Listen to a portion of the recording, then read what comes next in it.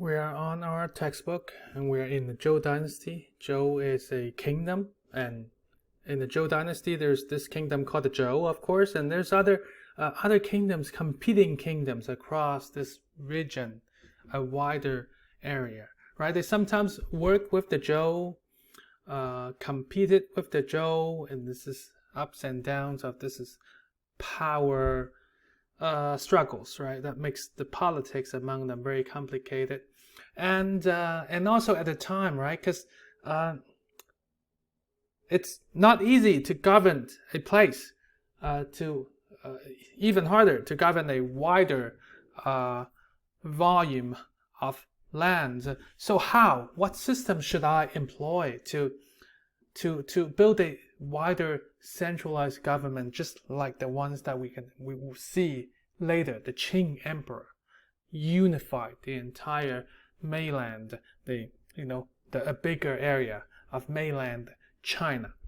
Well, the way how it works is there are thinkers, right? These thinkers, their full-time job is to pitch, right? Go to different kingdoms and pitch their thoughts, their political ideals, their systems that they promote, that they put forward, and see if those kings would listen to them, and then if the kings buys the product, or thinks was convinced, then the king will employ those thinkers, right? There's so many of them, hundreds of them, with different systems of thought.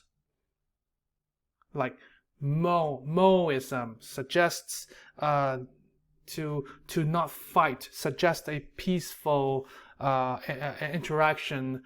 For example, the agriculture school, for example, that will focuses on building relationship, but with the foundation of the agriculture, right? Through the agriculture, through the crops, or Zhuang schools would provide a different, more natural way, right? To get away from politics, right? Be in line with the nature. All kinds of different thoughts. Confucianism, the Confucius being one of those thinkers, and later becomes the major thinker. The schools, the Confucianism, one of the schools that stands out because it tackles a lot of the problems that politicians face. How to build a harmonious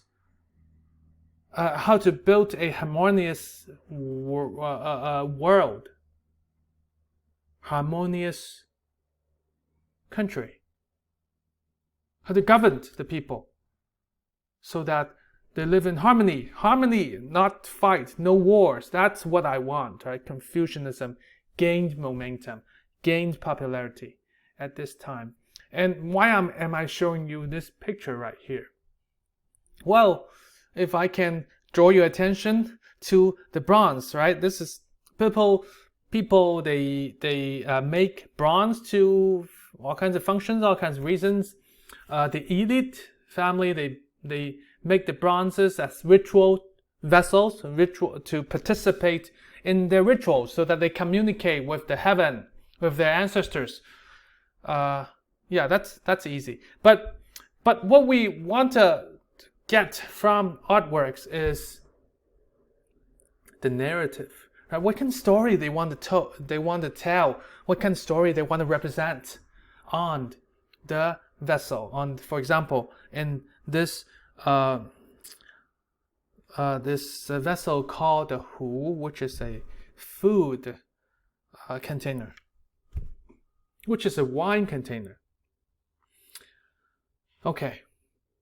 We see agriculture, people farming here. We see soldiers shooting the bow to the birds. On the upper register, right? Again, the way we call these different parts, different sections from up to top to bottom, we call them registers. Upper register, middle register, lower registers, right? Different bands of the images. We call them registers. We're going to see registers, this term used in many, many artworks down the road. So the women are doing their sericulture, the men they're fighting in the war, fighting the enemy. They are in their positions. They are in their mandated, assumed role in the society. Isn't that a harmonious society to live in? So that's what Confucianism promotes, and that's what the elite, the ruling class, wants to represent, wants to show people on the visual artworks. In this case, a bronze. Closer look, we see, so this is women cooking right here. We see musicians hitting with the hammers, hitting something like the bells, and this is the different kinds of bells, kind of like the stone tiles that they're hitting. So it, of course, it produces different sounds, so that together they would perform the music, right? And this music, usually they're sacred music for ritualistic use, in the rituals that they sound these bells and perform the music. Okay, no problem about that. But what is Confucianism about this image on this bronze container called the Hu? Is, we all assume our own role and don't go beyond that. And that's what Confucianism suggests us to do. And different ranks, you do different things. You have your own, you are entitled to different number of, in this case, musicians. You are entitled to different numbers of the bells. If you're in this case, this is a marquise. This is in one of the kingdoms in the Zhou dynasty. This is probably a higher rank, so that he can employ 1, 2, 3, 4, 5, 6, 7, 8 musicians. So which is supposed to be a very high rank, like a marquise or a duke kind of rank. So this bronze right here, this image, this narrative, this inlaid metal on the bronze vessel is there to not just show you that he likes music. He wants to the performance, but also showing you how many people, how many musicians he's employed, so that it's a reflection, right, by the number of the people that number of the musicians that this duke was able to employ. He shows you his rank, his status, his royal status, his really high status.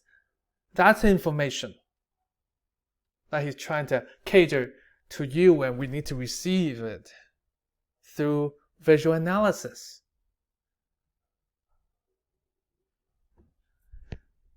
Bells, charming bells, like this one, which is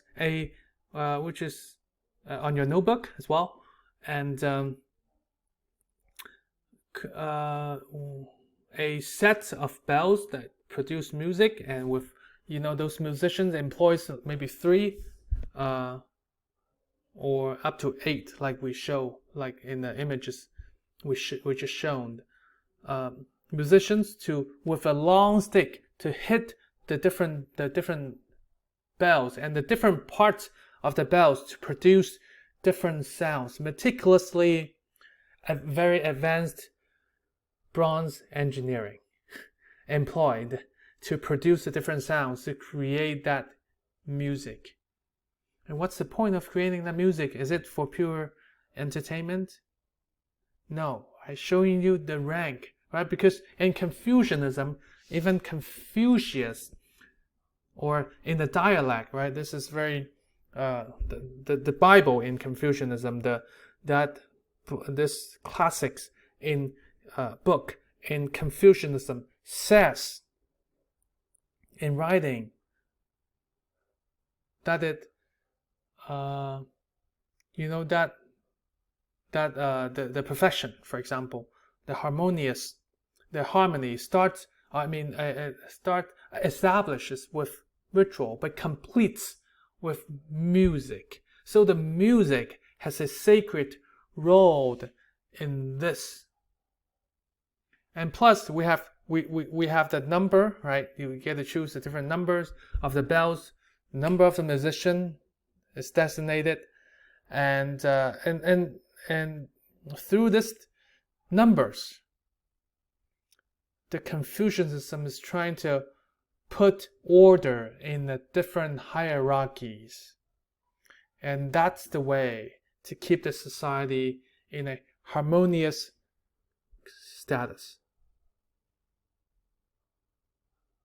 Bells, music, shows us much more, in addition to the very exquisite design patterning of the bells, this is a lacquer, of the beams of the shelf that's holding the bells, the chime bells.